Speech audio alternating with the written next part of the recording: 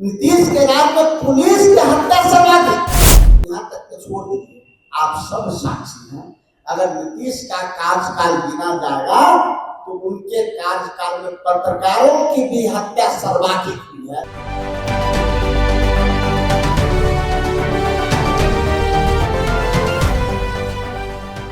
नमस्कार, स्वराज पोस्ट में आपका स्वागत है। मैं वेद सिंह। आज महागठबंधन की तरफ से एक प्रेस कॉन्फ्रेंस का आयोजन किया गया था पटना के राजद कार्यालय में, जिसमें मुख्य तौर पर राजद के प्रवक्ता शक्ति सिंह यादव मौजूद रहते हैं और उनके साथ साथ कांग्रेस के मीडिया प्रभारी कहें तो कांग्रेस प्रवक्ता राजेश राठौर भी मौजूद होते हैं। एक तरफ देखा जाए तो लगातार नेता प्रतिपक्ष तेजस्वी यादव जो है बिहार में बढ़ रहे अपराध के ऊपर क्राइम बुलेटिन भी जारी करते हैं। वहीं आज प्रेस कॉन्फ्रेंस करके राजेश राठौर ने कई ऐसी बड़ी बात कह दी है मौजूदा सरकार को घेरते हुए। चलिए पहले चलकर इस वीडियो को सुने। कि आज आरजेडी मुख्यालय में आप लोगों से सीधा संवाद करेंगे। विषय सिर्फ एक होगा, अपराध। मुझे नहीं पता था जब हम लोग तय कर रहे थे कि आज का प्रेस वार्ता अपराध में होगा, तो उसके बाद सरकार की ओर से संरक्षित हर्ष फायरिंग के आड़ में एक नरसंहार और कर दिया जाएगा। जब आपको इस प्रेस आमंत्रण की सूचना मिली होगी तब उस नरसंहार की आहट हम तक नहीं थी। तो जब हम कदम उठाते हैं आपसे बात करने को अपराध पे, संख्या गिनाने की बात करते हैं अपराध पे, आंकड़े लेके आते हैं अपराध का, तो टाइप कर रहे होते हैं तो कुछ और होता है, आपके बीच आते हैं तो संख्या बढ़ जाती है। नीतीश कुमार के राज को गुंडा और माफियाओं का राज, नीतीश का सरकार हम इसलिए कह रहे हैं कि इस ज्ञान की भूमि, विज्ञान की भूमि, धैर्य की भूमि, शौर्य की भूमि को नीतीश कुमार ने अपराधी की भूमि बना रखी। बिहार जहां डरा और सहमा अपराधियों से रहता है, वहीं इस बिहार का मुखिया मात्र 4 अधिकारी से डरे और सहमे रहते हैं। हम इसलिए कह रहे हैं कि मेरे पास जो आंकड़े हैं वो एनसीबीआर के रिपोर्ट के आधार पर हम बात करें 2022 का है, लेकिन 22 के आंकड़े को भी नीतीश सरकार ने झूठा कर दिया कि ये जब आंकड़े मेरे पास आए थे तब अपराध का प्रतिशत कुछ और था, और जब हम अब बात कर रहे हैं अपराध का प्रतिशत बढ़ गया। वैसे ही जैसे कल मैंने आमंत्रण दिया था अपराध पे बात करने तो रात को ही नरसंहार कर दिया गया।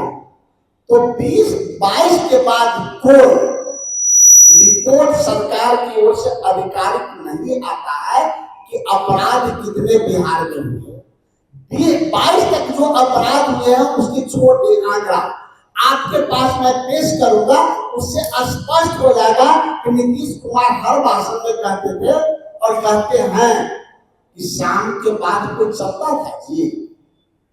हो सकता है नीतीश कुमार की वो बात सही हो, क्योंकि अपराध पहले अंधेरे में होता था। अब तो नीतीश कुमार के राज में दिन में भी कोई नहीं चलता। आम आदमी तो छोड़ दीजिए, पुलिस वाले भी वर्दी पहनकर अकेले नहीं निकलते हैं, न जाने उनकी पीट कर कहां हत्या कर दी जाए। पुलिस वाले की परिजन उनको कहते हैं कि अकेले मत निकलो, आर्म्स के साथ मत निकलो तो 4 और 5 के 3 में निकलो। ये बिहार बना दिए हैं नीतीश कुमार ने। चूंकि अगर नीतीश कुमार सरकार 20 साल चलाए हैं तो अपराध की भी जिम्मेदारी, लूट की भी जिम्मेदारी, हत्या की भी जिम्मेदारी, दलित उत्पीड़न की भी जिम्मेदारी, बलात्कार की भी सर्वाधिक जिम्मेदारी नीतीश कुमार को अपने माथे पर लेना होगा। नीतीश जी के राज्य में संस्थागत अपराध हुआ है। पहले आम जन की हत्या होती थी, अब आप देखे होइएगा इस कार्यकाल में डॉक्टर की हत्या नीतीश के राज्य में सर्वाधिक, इंजीनियर की हत्या नीतीश के राज्य में सर्वाधिक, व्यवसायी की हत्या नीतीश के राज्य में सर्वाधिक। हम लूट पे नहीं जाते हैं, शिक्षक और शिक्षिकाओं की हत्या नीतीश के राज्य में आपराधिक, वैज्ञानिकों की हत्या नीतीश के राज्य में आपराधिक, नीतीश के राज्य में पुलिस की हत्या सर्वाधिक। यहाँ तक तो छोड़ दीजिए, आप सब साक्षी हैं। अगर नीतीश का कार्यकाल गिना जाएगा तो उनके कार्यकाल में पत्रकारों की भी हत्या सर्वाधिक हुई है। इसलिए आपसे निवेदन है कि इस बिहार को बचाने में आप तमाम पत्रकार साथी हमें साथ दें। इस बिहार को हत्या, तांडव और गुंडा राज से मुक्त कराने में आप भी आम जन की तरह, बिहार जन की तरह अपनी भूमिका निभाएं। हम आगे न जाते हुए छोटा सा आंकड़ा आपको पेश करता हूं, जो मेरा नहीं सरकार का रिपोर्ट है। नीतीश सरकार के राज में क्राइम चप्पे चप्पे और खूनी खेल खेला जा रहा है। एनसीआरबी का जो रिपोर्ट है उसमें अपराध 2005 के पहले के बनिस्पत 323% बढ़ा है। 2005 में जहां 1,07,664, वहीं 2022 में कुल अपराध 3,47,835 है, यानी कि 3 गुना से भी ज्यादा। बिहार में हर रोज 22 से पहले 22 बार बढ़ गया, हर रोज 953 अपराध हो रहे हैं, जिसमें 8 हत्या, 53 अपहरण, 136 जघन्य अपराध,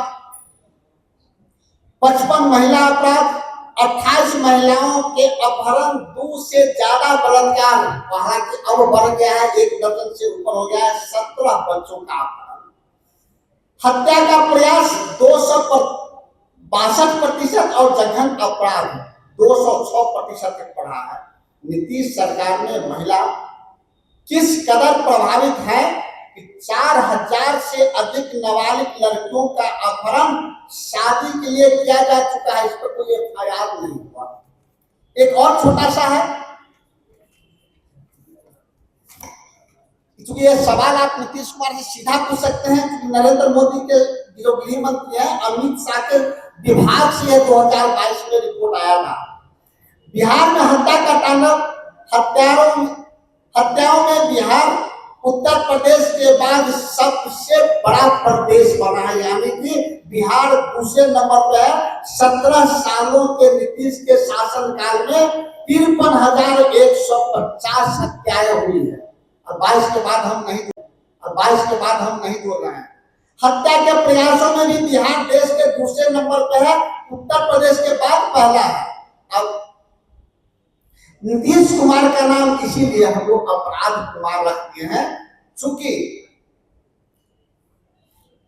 हत्या के प्रयास 262% तक बढ़ा है। कुल 98,169 लोगों के अपहरण कर हत्या कर दी गई है।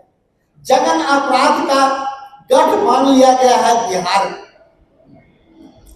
जहां चौंकाने वाला खुलासा है कि बिहार में नीतीश सरकार आने के बाद जघन्य अपराध 206% तक बढ़ाए गए हैं। 17 साल में कुशासन के दौर में 5,50,413 जघन्य अपराध हुए हैं।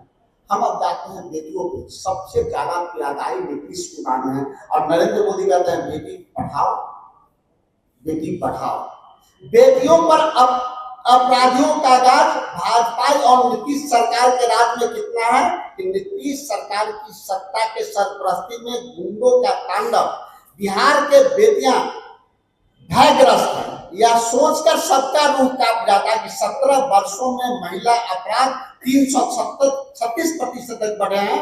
कुल 2,21,729 महिला अपराधियों के शिकार हुए हैं। बिहार में फलता फूलता नौनिहाल बच्चों का अपहरण उद्योग। नीतीश सरकार में नौनिहालों पर अपराधियों की भयंकर गाजगिरी है। बच्चों पर होने वाले अपराध नीतीश भाजपा सरकार आने के बाद आश्चर्यजनक रूप से 7,062% बढ़े हैं। 7,062% बढ़े हैं। इस प्रकार के अपराध नीतीश कुमार के राज में हर दिन से बढ़ता है, नीतीश कुमार को मौन छोड़ के यह बताना चाहिए कि बिहार को अपराधियों के डर से समा हुआ है। नीतीश क्यों अधिकारियों के डर के कारण मीडिया से नहीं बात कर रहे हैं अपराध पे? धन्यवाद। तो आपने साफ तौर पर सुना कि एनसीआरबी की जो रिपोर्ट है कि बिहार में कितने आपराधिक घटनाक्रम हुए हैं, वो रिपोर्ट जो है सिर्फ अभी तक 2021 तक का ही जारी किया गया है। 2021 से लेकर के 25 के बीच का रिपोर्ट अभी जारी नहीं किया गया है। उसको लेकर के आज राजेश राठौर ने इसकी मांग की है और कहीं ना कहीं इन्होंने साफ तौर पर बताया है कि 2022 में जो एनसीआरबी की रिपोर्ट जो आई थी, जिसको बिहार सरकार ने गलत ठहराया था, उस पर भी इन्होंने सवाल खड़े किए हैं। आखिरी के बारे में भी इन्होंने बातचीत की है। तो चलिए, और भी ऐसे तमाम खबरों का सिलसिला इसी प्रकार बना रहेगा स्वराज पोस्ट पे। अपनी प्रतिक्रिया को हमारे कमेंट बॉक्स में ज़रूर साझा करें। धन्यवाद।